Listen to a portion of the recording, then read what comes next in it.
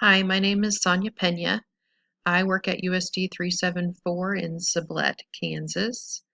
I am currently the curriculum coordinator for our school district, and so I get to work at both schools.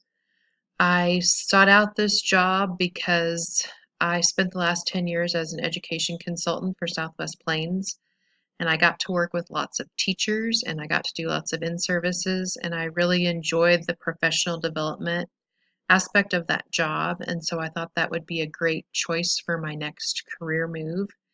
And there was an opening that was getting ready to come open. And so I kind of waited and bided my time and went after it when it got here. And I really enjoy that part of my job.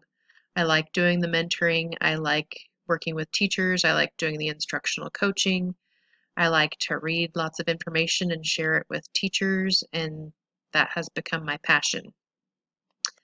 I think that this school community relations class is going to be interesting because I think it's a big part of my job. I am also in charge of our KISA plan for the school district, and as you know, keeping stakeholders informed on what we're doing with school improvement is a huge part of what we do for KISA and school improvement. Um, We also really want to have more informed people on our school boards. That goes from the state level down to the local level. And so I think keeping the community involved in what's going on at school will help them be better people that are civically engaged on our school boards as well. And they'll know more about what we're doing in school and can make decisions for our school in a more informed way. Some of the things that I've thought about on how I could improve the communication with our um, community, I've already kind of started to employ. As far as with parents, Facebook seems to be a really popular form of social media. Not very many of our parents are on Twitter, and so the more we communicate with them on Facebook, the better response that we get. And really, they just want to be informed about what's going on. They don't necessarily have to respond, but they just like to know what's going on. And so we have Facebook pages for our elementary school and our high school, and those are both pretty successful. We also have a community text caster that puts lots of information out on it. I feel like a lot of families feel overwhelmed by the amount of stuff that's put on the text caster. Um, but it does give relevant, right up to the minute information that we need. The third thing for parents and community members, this past year I started writing newspaper articles that had to do with things that were going on in school. People that don't have kids or grandkids in the school anymore but support the things that we do need to know how education has changed. And so I've tried to highlight some of those things in the articles that I've written.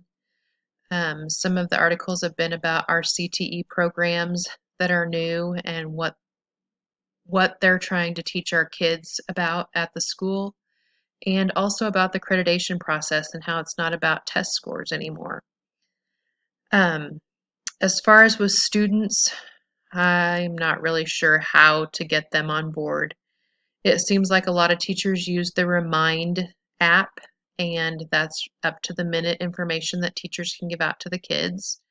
And they're kind of forced to listen to it because it's on their cell phones. I think another thing that parents have asked is that we go back to doing announcements at the beginning of the day.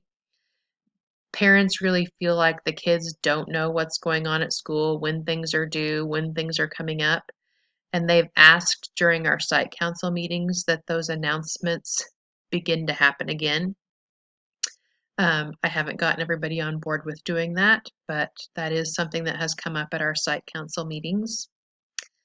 And then finally, as far as keeping administration up to date on what's going on, I feel like it's probably best to email out everything, ask permission before I do things, and kind of keep a paper trail so that I can look back and see what kind of decisions were made. Our principals both do a weekly bulletin as well, and I feel like those are good sources to look back on throughout the week just to see what's going on and to start each day and make sure that the teachers are all on track with what's happening. I am looking forward to this class. Nice to see you all again.